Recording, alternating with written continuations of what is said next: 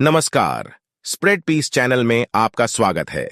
आज हम आपको सुनाएंगे मुंशी प्रेमचंद की एक खूबसूरत कहानी, लांछन।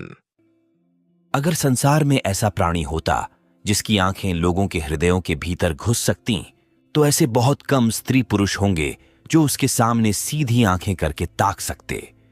महिला आश्रम की जुगनू बाई के विषय में लोगों की धारणा कुछ ऐसी ही हो गई थी। वह बेपढ़ी लिखी, गरीब, बूढ़ी औरत थी, देखने में बड़ी सरल, बड़ी हंसमुख, लेकिन जैसे किसी चतुर प्रूफ रीडर की निगाह गलतियों ही पर जा पड़ती है, उसी तरह उसकी आंखें भी बुराइयों ही पर पहुंच जाती थीं। शहर में ऐसी कोई महिला न थी जिसके विषय में दो चार लुकी छिपी बातें उसे न मालूम हो।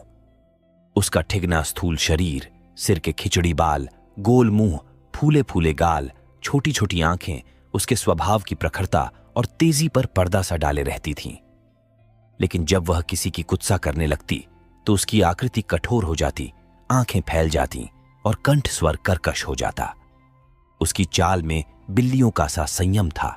दबे पांव धीरे धीरे चलती, पर शिकार की आहट पाते ही जस्त मारने को तैयार हो जाती थी। उसका काम था महिला आश्रम में महिलाओं की सेवा टहल करना, पर महिलाएं उसकी सूरत से कांपती थीं। उसका आतंक था कि ज्यों ही वह कमरे में कदम रखती, ओठों पर खेलती हुई हंसी जैसे रो पड़ती थी। चहकने वाली आवाजें जैसे बुझ जाती थीं, मानो उनके मुख पर लोगों को अपने पिछले रहस्य अंकित नजर आते हों। पिछले रहस्य? कौन है जो अपने अतीत को किसी भयंकर जंतु के समान कटघरों में बंद करके न रखना चाहता हो? धनियों को चोरों के भय से निद्रा नहीं आती, मानियों को उसी भांति मान की रक्षा करनी पड़ती है। वह जंतु जो पहले कीट के समान अल्पाकार रहा होगा, दिनों के साथ दीर्घ और सबल होता जाता है, यहां तक हम उसकी याद ही से कांप उठते हैं। और अपने ही कारनामों की बात होती तो अधिकांश देवियां जुगनू को दुत्कारतीं, पर यहां तो मैके और ससुराल, ननियाल, ददियाल, फुफियाल और मौसियाल चारों ओर की रक्षा करनी थी। और जिस किले में इतने द्वार हों, उसकी रक्षा कौन कर सकता है? वहां तो हमला करने वाले के सामने मस्तक झुकाने में ही कुशल है। जुगनू के दिल में हजारों मुर्दे गड़े पड़े थे और वह जरूरत पड़ने पर उन्हें उखाड़ दिया करती थी। जहां किसी महिला ने दून की ली या शान दिखाई, वहां जुगनू की त्योरियां बदलीं। उसकी एक कड़ी निगाह अच्छे अच्छे को दहला देती थी, मगर यह बात न थी कि स्त्रियां उससे घृणा करती हों। नहीं, सभी बड़े चाव से उससे मिलती और उसका आदर सत्कार करती। अपने पड़ोसियों की निंदा सनातन से मनुष्य के लिए मनोरंजन का विषय रही है और जुगनू के पास इसका काफी सामान था। नगर में इंदुमती महिला पाठशाला नाम का एक लड़कियों का हाई स्कूल था। हाल में मिस खुर्शेद उसकी हेड मिस्ट्रेस होकर आई थी। शहर में महिलाओं का दूसरा क्लब न था। मिस खुर्शेद एक दिन आश्रम में आई। ऐसी ऊंचे दर्जे की शिक्षा पाई हुई आश्रम में कोई देवी न थी। उनकी बड़ी आवभगत हुई। पहले ही दिन मालूम हो गया मिस खुर्शेद के आने से आश्रम में एक नए जीवन का संचार होगा। कुछ इस तरह दिल खोलकर हरेक से मिली, कुछ ऐसी दिलचस्प बातें की कि सभी देवियां मुग्ध हो गईं। गाने में चतुर थीं, व्याख्यान भी खूब देती थीं और अभिनय कला में तो उन्होंने लंदन में नाम कमा लिया था। ऐसी सर्वगुण संपन्न देवी का आना आश्रम का सौभाग्य था। गुलाबी गोरा रंग, कोमल गाल, मद भरी आंखें, नए फैशन के कटे हुए केश, एक एक अंग सांचे में ढला हुआ। मादकता की इससे अच्छी प्रतिमा न बन सकती थी। चलते समय मिस खुर्शेद ने मिसेस टंडन को, जो आश्रम की प्रधान थीं, एकांत में बुलाकर पूछा, वह बुढ़िया कौन है? जुगनू कई बार कमरे में आकर मिस खुर्शेद को अन्वेषण की आंखों से देख चुकी थी, मानो कोई शहसवार किसी नई घोड़ी को देख रहा हो। मिसेस टंडन ने मुस्कुराकर कहा, यहां ऊपर का काम करने के लिए नौकर है, कोई काम हो तो बुलाऊं? मिस खुर्शेद ने धन्यवाद देकर कहा, जी नहीं, कोई विशेष काम नहीं है। मुझे चालबाज मालूम होती है। यह भी देख रही हूं कि वह सेविका नहीं स्वामिनी है। मिसेस टंडन तो जुगनू से जली बैठी ही थीं। इनके वैधव्य को लांछित करने के लिए वह उन्हें सदा सुहागिन कहा करती थी। मिस खुर्शेद से उसकी जितनी बुराई हो सकी वह की और उससे सचेत रहने का आदेश दिया। मिस खुर्शेद ने गंभीर होकर कहा, तब तो भयंकर स्त्री है, तभी सब देवियां इससे कांपती हैं। आप इसे निकाल क्यों नहीं देती? ऐसी चुड़ैल को एक दिन न रखना चाहिए। मिसेज टंडन ने अपनी मजबूरी बताई। निकाल कैसे दूं? जिंदा रहना मुश्किल हो जाए। हमारा भाग्य उसकी मुट्ठी में है। आपको 2-4 दिन में उसके जौहर खुलेंगे। मैं तो डरती हूं कहीं आप भी उसके पंजे में न फंस जाएं। उसके सामने भूल कर भी किसी पुरुष से बातें न कीजिएगा। इसके गोयंदे न जाने कहां कहां लगे हुए हैं। नौकर से मिलकर भेद यह ले, डाकिये से मिलकर चिट्ठियां यह देखे, लड़कों को फुसलाकर घर का हाल यह पूछे। इस रांड को खुफिया पुलिस में जाना चाहिए था। यहां न जाने क्यों आ मरी। मिस खुर्शीद चिंतित हो गईं, मानो इस समस्या को हल करने की फिक्र में हो। एक क्षण बाद बोली, अच्छा, मैं इसे ठीक करूंगी। अगर न निकाल दूं तो कहना। मिसेज टंडन निकाल देने ही से क्या होगा? उसकी जबान तो न बंद होगी, तब तो वह और भी निडर होकर कीचड़ फेंकेगी। मिस खुर्शीद ने निश्चिंत स्वर में कहा, मैं उसकी जबान भी बंद कर दूंगी बहन, आप देख लीजिएगा। टके की औरत यहां बादशाहत कर रही है। मैं यह बर्दाश्त नहीं कर सकती। वह चली गई तो मिसेस टंडन ने जुगनू को बुलाकर कहा, इस नई मिस साहब को देख, यहां प्रिंसिपल हैं। जुगनू ने द्वेष भरे हुए स्वर में कहा, आप देखें, मैं ऐसी सैकड़ों छोकरियां देख चुकी हूं, आंखों का पानी जैसे मर गया हो। मिसेस टंडन धीरे से बोली, तुम्हें कच्चा ही खा जाएंगी, उनसे डरती रहना। कह गई हैं, मैं इसे ठीक करके छोड़ूंगी। मैंने सोचा तुम्हें चेता दूं, ऐसा ना हो उसके सामने कुछ ऐसी वैसी बातें कह बैठो। जुगनू ने मानो तलवार खींचकर कहा, मुझे चेताने का काम नहीं, उन्हें चेता दीजिएगा। यहां का आना न बंद कर दूं तो अपने बाप की नहीं। वह घूमकर दुनिया देख आई है तो यहां घर बैठे दुनिया देख चुकी हूं। मिसेज टंडन ने पीठ ठोंकी। मैंने समझा दिया भाई, आगे तुम जानो, तुम्हारा काम जाने। जुगनू, आप चुपचाप देखती जाइए, कैसा तिगनी का नाच नचाती हूं। इसने अब तक ब्याह क्यों नहीं किया? उम्र तो 30 के लगभग होगी। मिसेज टंडन ने रद्दा जमाया। कहती है, मैं शादी करना ही नहीं चाहती। किसी पुरुष के हाथ क्यों अपनी आजादी बेचूं? जुगनू ने आंखें नचाकर कहा, कोई पूछता ही ना होगा। ऐसी बहुत सी कुंवारियां देख चुकी हूं। 70 चूहे खाकर बिल्ली चली हज को, और कई लौंडियां आ गईं और बात का सिलसिला बंद हो गया। दूसरे दिन सवेरे जुगनू मिस खुर्शीद के बंगले पर पहुंची। मिस खुर्शीद हवा खाने गई हुई थी। खानसामा ने पूछा, कहां से आती हो? जुगनू, यहीं रहती हूं बेटा। मेम साहब कहां से आई हैं? तुम तो इनके पुराने नौकर होंगे।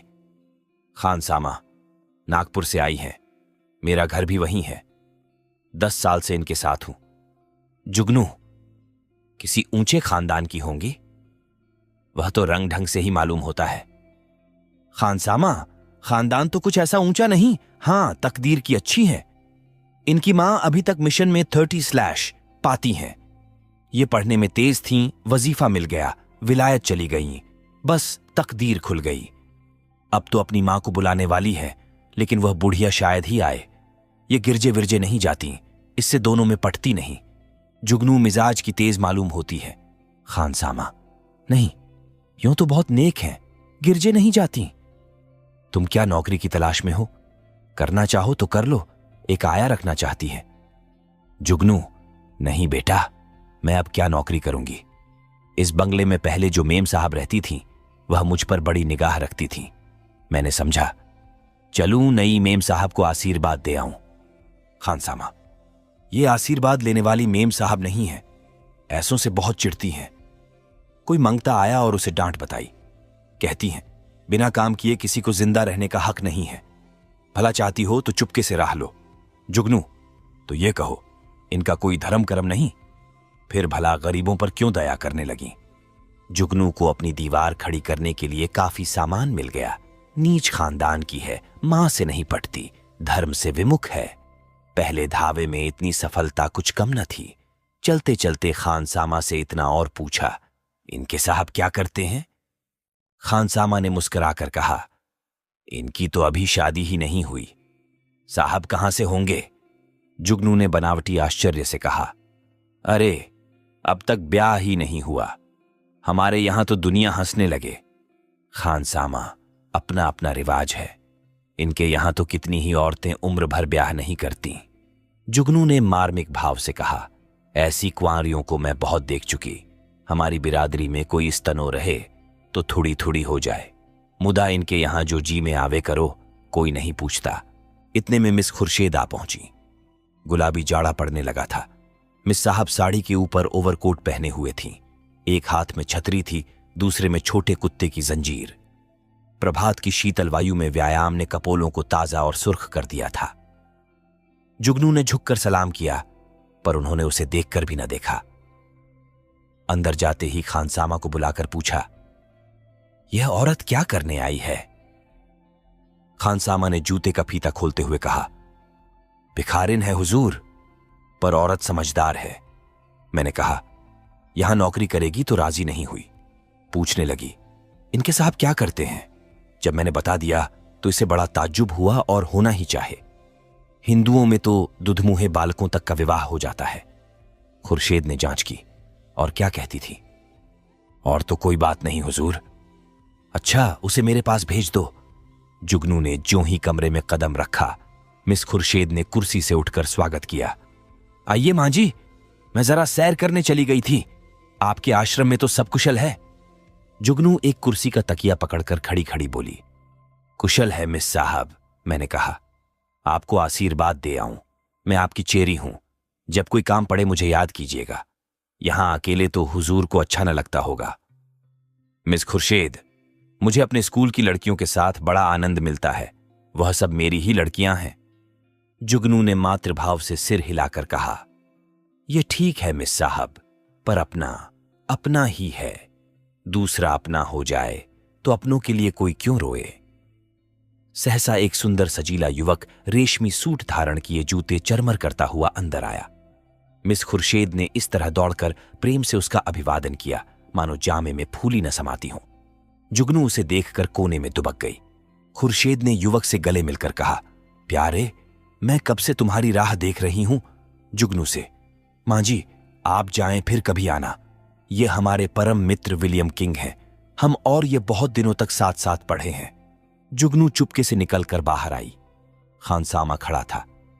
पूछा, यह लौंडा कौन है? खानसामा ने सिर हिलाया। मैंने इसे आज ही देखा है। शायद अब कुंवारपन से जी उबा। अच्छा तरहदार जवान है। जुगनू, दोनों इस तरह टूटकर गले मिले हैं कि मैं तो लाज के मारे गड़ गई। ऐसा चूमा चाटी तो जोरू खसम में नहीं होती। दोनों लिपट गए। लौंडा तो मुझे देखकर कुछ झिझकता था, पर तुम्हारी मिस साहब तो जैसे मतवाली हो गई थी। खानसामा ने मानो अमंगल के आभास से कहा, मुझे तो कुछ बेढब मुआमला नजर आता है। जुगनू तो यहां से सीधे मिसेज टंडन के घर पहुंची। इधर मिस खुर्शीद और युवक में बातें होने लगीं। मिस खुर्शीद ने कहकहा मारकर कहा, तुमने अपना पाठ खूब खेला लीला। बुढ़िया सचमुच चौंधिया गई। लीला, मैं तो डर रही थी कि कहीं बुढ़िया भांप न जाए। मिस खुर्शीद, मुझे विश्वास था वह आज जरूर आएगी। मैंने दूर ही से उसे बरामदे में देखा और तुम्हें सूचना दी। आज आश्रम में बड़े मजे रहेंगे। जी चाहता है महिलाओं की कनफुसकियां सुनती। देख लेना, सभी उसकी बातों पर विश्वास करेंगी। लीला, तुम भी तो जानबूझकर दलदल में पांव रख रही हो। मिस खुर्शीद, मुझे अभिनय में मजा आता है। दिल लगी रहेगी। बुढ़िया ने बड़ा जुल्म कर रखा है। जरा उसे सबक देना चाहती हूं। कल तुम इसी वक्त इसी ठाठ से फिर आ जाना। बुढ़िया कल फिर आएगी। उसके पेट में पानी ना हजम होगा। नहीं, ऐसा क्यों? जिस वक्त वह आएगी मैं तुम्हें खबर दूंगी। बस तुम छैला बनी हुई पहुंच जाना। आश्रम में उस दिन जुगनू को दम मारने की फुर्सत न मिली। उसने सारा वृत्तांत मिसेज टंडन से कहा। मिसेज टंडन दौड़ी हुई आश्रम पहुंची और अन्य महिलाओं को खबर सुनाई। जुगनू उसकी तस्दीक करने के लिए बुलाई गई। जो महिला आती वह जुगनू के मुंह से यह कथा सुनती। हर एक रिहर्सल में कुछ कुछ रंग और चढ़ जाता। यहां तक कि दोपहर होते होते सारे शहर के सभ्य समाज में वह खबर गूंज उठी। एक देवी ने पूछा, यह युवक है कौन? मिसेज टंडन सुना तो उनके साथ का पड़ा हुआ है। दोनों में पहले से कुछ बातचीत रही होगी। वही तो मैं कहती थी कि इतनी उम्र हो गई, ये कुंवारी कैसे बैठी है। अब कलई खुली। जुगनू और कुछ हो या ना हो, जवान तो बांका है। टंडन, यह हमारी विद्वान बहनों का हाल है। जुगनू, मैं तो उसकी सूरत देखते ही ताड़ गई थी। धूप में बाल नहीं सफेद किए हैं। टंडन, कल फिर जाना। जुगनू, कल नहीं, मैं आज रात ही को जाऊंगी। लेकिन रात को जाने के लिए कोई बहाना जरूरी था। मिसेज टंडन ने आश्रम के लिए एक किताब मंगवा भेजी। रात को 9 बजे जुगनू मिस खुर्शेद के बंगले पर जा पहुंची। संयोग से लीलावती उस वक्त मौजूद थी। बोली, बुढ़िया तो बेतरह पीछे पड़ गई। मिस खुर्शेद, मैंने तुमसे कहा था उसके पेट में पानी न बचेगा, तुम जाकर रूप भर जाओ। तब तक मैं बातों में लगाती हूं। शराबियों की तरह अंट संट बकना शुरू करना, मुझे भगा ले जाने के प्रस्ताव भी करना, बस यूं बन जाना जैसे अपने होश में नहीं हो। लीला मिशन में डॉक्टर थी, उसका बंगला भी पास ही था। वह चली गई तो मिस खुर्शेद ने जुगनू को बुलाया। जुगनू ने एक पुर्जा उसको देकर कहा, मिसेज टंडन ने यह किताब मांगी है, मुझे आने में देर हो गई। मैं इस वक्त आपको कष्ट न देती, पर सवेरे ही वह मुझसे मांगेंगी। हजारों रुपये महीने की आमदनी है मिस साहब, मगर एक एक कौड़ी दांत से पकड़ती है। इनके द्वारे पर भिखारी को भीख तक नहीं मिलती। मिस खुर्शेद ने पुर्जा देखकर कहा, इस वक्त तो यह किताब नहीं मिल सकती, सुबह ले जाना। तुमसे कुछ बातें करनी है, बैठो, मैं अभी आती हूं। वह पर्दा उठाकर पीछे के कमरे में चली गई और वहां से कोई 15 मिनट में एक सुंदर रेशमी साड़ी पहने, इत्र में बसी हुई, मुंह पर पाउडर लगाए निकली। जुगनू ने उसे आंखें फाड़कर देखा। ओहो, यह रंगार! शायद इस समय वह लौंडा आने वाला होगा, तभी यह तैयारियां हैं। नहीं, सोने के समय क्वारियों को बनाव संवार की क्या जरूरत। जुगनू की नीति में स्त्रियों के रंगार का केवल एक उद्देश्य था, पति को लुभाना। इसीलिए सुहागिनों के सिवा रंगार और सभी के लिए वर्जित था। अभी खुर्शेद कुर्सी पर बैठने भी न पाई थी कि जूतों का चरमर सुनाई दिया और एक क्षण में विलियम किंग ने कमरे में कदम रखा। उसकी आंखें चढ़ी हुई मालूम होती थीं और कपड़ों से शराब की गंध आ रही थी। उसने बेधड़क मिस खुर्शेद को छाती से लगा लिया और बार बार उसके कपोलों के चुंबन लेने लगा। मिस खुर्शेद ने अपने को उसके करपाश से छुड़ाने की चेष्टा करके कहा, चलो हटो, शराब पीकर आए हो। किंग ने उसे और चिमटाकर कहा, आज तुम्हें भी पिलाऊंगा प्रिय, तुमको पीना होगा, फिर हम दोनों लिपट कर सोवेंगे। नशे में प्रेम कितना सजीव हो जाता है, इसकी परीक्षा कर लो। मिस खुर्शेद ने इस तरह जुगनू की उपस्थिति का उसे संकेत किया कि जुगनू पर नजर पड़ जाए, पर किंग नशे में मस्त था, जुगनू की तरफ देखा ही नहीं। मिस खुर्शेद ने रोष के साथ अपने को अलग करके कहा, तुम इस वक्त आपे में नहीं हो, इतने उतावले क्यों हुए जाते हो? क्या मैं कहीं भागी जा रही हूं? किंग, इतने दिनों से चोरों की तरह आया हूं, आज से मैं खुले खजाने आऊंगा। खुर्शेद, तुम तो पागल हो रहे हो, देखते नहीं हो कमरे में कौन बैठा हुआ है? किंग ने हक बकाकर जुगनू की तरफ देखा और झिझक कर बोला, यह बुढ़िया यहां कब आई? तू यहां क्यों आई बुढ़ी? शैतान की बच्ची, यहां भेद लेने आती है, हमको बदनाम करना चाहती है। मैं तेरा गला घोंट दूंगा। ठहर, भागती कहां है? मैं तुझे जिंदा न छोड़ूंगा। जुगनू बिल्ली की तरह कमरे से निकली और सिर पर पांव रखकर भागी। उधर कमरे से कह कहे उठ उठकर छत को हिलाने लगे। जुगनू उसी वक्त मिसेज टंडन के घर पहुंची। उसके पेट में बुलबुले उठ रहे थे, पर मिसेज टंडन सो गई थीं। वहां से निराश होकर उसने कई दूसरे घरों की कुंडी खटखटाई, पर कोई द्वार न खुला और दुखिया को सारी रात इसी तरह काटनी पड़ी, मानो कोई रोता हुआ बच्चा गोद में हो। प्रातःकाल वह आश्रम में जा कूदी। कोई आधा घंटे में मिसेज टंडन भी आईं। उन्हें देखकर उसने मुंह फेर लिया। मिसेज टंडन ने पूछा, रात क्या तुम मेरे घर आई थीं? इस वक्त मुझसे महाराज ने कहा। जुगनू ने विरक्त भाव से कहा, प्यासा ही तो कुएं के पास जाता है, कुआं थोड़े ही प्यासे के पास आता है। मुझे आग में झोंककर आप दूर हट गईं। भगवान ने मेरी रक्षा की, नहीं कल जान ही गई थी। मिसेज टंडन ने उत्सुकता से कहा, क्या हुआ? क्या कुछ कहो तो। मुझे तुमने जगह क्यों ना लिया? तुम तो जानती हो मेरी आदत सवेरे सो जाने की है। महाराज ने घर में घुसने ही न दिया। जगह कैसे लेती? आपको इतना तो सोचना चाहिए था कि वह वहां गई है तो आती होगी। घड़ी भर बाद ही सोती तो क्या बिगड़ जाता, पर आपको किसी की क्या परवाह। तो क्या हुआ? मिस खुर्शेद मारने दौड़ी। वह नहीं मारने दौड़ी, उनका वह खसम है, वह मारने दौड़ा। लाल आंखें निकाले आया और मुझसे कहा, निकल जा। जब तक मैं निकलूं तब तक हंटर खींचकर दौड़ ही तो पड़ा। मैं सिर पर पांव रखकर न भागती तो चमड़ा उधोड़ डालता। और वह रांड बैठी तमाशा देखती रही। दोनों में पहले से सधी बदी थी। ऐसी कुलटाओं का मुंह देखना पाप है। बेसवा भी इतनी निर्लज्ज न होगी। जरा देर में और देवियां आ पहुंची। ये वृत्तांत सुनने के लिए सभी उत्सुक हो रही थीं। जुगनू की कैंची अविश्रांत रूप से चलती रही। महिलाओं को इस वृत्तांत में इतना आनंद आ रहा था कि कुछ न पूछो। एक एक बात को खोद खोद कर पूछती थीं। घर के काम धंधे भूल गए, खाने पीने की सुधि भी न रही, और एक बार सुनकर उनकी तृप्ति न होती थी। बार बार वही कथा नए आनंद से सुनती थीं। मिसेज टंडन ने अंत में कहा, हमें आश्रम में ऐसी महिलाओं को लाना अनुचित है। आप लोग इस प्रश्न पर विचार करें। मिसेज पांड्या ने समर्थन किया। हम आश्रम को आदर्श से गिराना नहीं चाहते। मैं तो कहती हूं, ऐसी औरत किसी संस्था की प्रिंसिपल बनने के योग्य नहीं। मिसेज बांगड़ा ने फरमाया, जुगनूबाई ने ठीक कहा था। ऐसी औरत का मुंह देखना भी पाप है। उससे साफ कह देना चाहिए, आप यहां तशरीफ न लावें। अभी यह खिचड़ी पक रही थी कि आश्रम के सामने एक मोटर आकर रुकी। महिलाओं ने सिर उठा उठाकर देखा। गाड़ी में मिस खुर्शीद और विलियम किंग बैठे हुए थे। जुगनू ने मुंह फैलाकर हाथ से इशारा किया, वही लौंडा है। महिलाओं का संपूर्ण समूह चिक के सामने आने के लिए विकल हो गया। मिस खुर्शीद ने मोटर से उतरकर हुड़ बंद कर दिया और आश्रम के द्वार की ओर चलीं।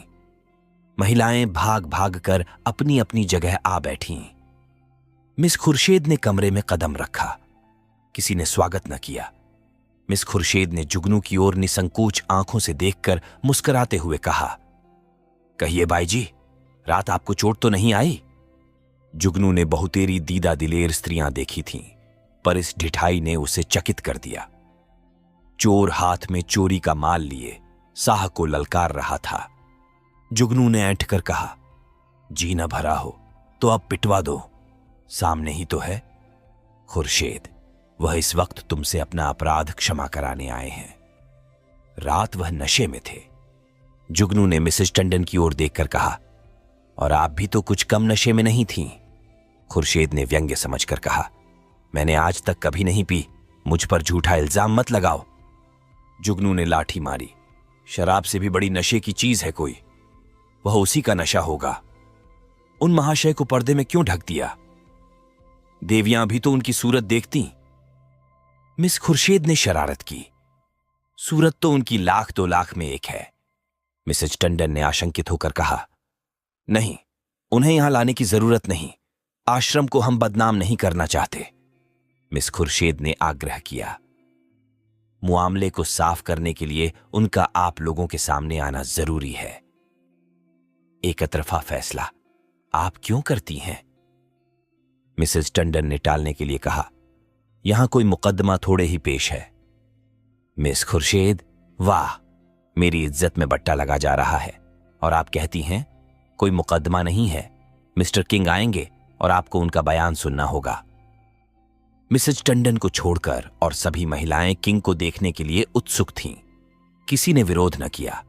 खुर्शीद ने द्वार पर आकर ऊंची आवाज से कहा, तुम जरा यहां चले आओ। हुड खुला और मिस लीलावती रेशमी साड़ी पहने मुस्कुराती हुई निकल आईं। आश्रम में सन्नाटा छा गया। देवियां विस्मित आंखों से लीलावती को देखने लगीं। जुगनू ने आंखें चमकाकर कहा, उन्हें कहां छिपा दिया आपने? खुर्शीद छूमंतर से उड़ गए, जाकर गाड़ी देख लो। जुगनू लपक कर गाड़ी के पास गई और खूब देखभाल कर मुंह लटकाए हुए लौटी। मिस खुर्शीद ने पूछा, क्या हुआ, मिला कोई? जुगनू, मैं यह तिरिया चरित्र क्या जानूं? लीलावती को गौर से देखकर और मर्दों को साड़ी पहनाकर आंखों में धूल झोंक रही हो। यही तो हैं वह रात वाले साहब। खुर्शीद, खूब पहचानती हो? जुगनू, हां हां, क्या अंधी हूं। मिसेज टंडन, क्या पागलों सी बातें करती हो जुगनू? ये तो डॉक्टर लीलावती हैं। जुगनू, उंगली चमकाकर, चलिए चलिए, लीलावती हैं।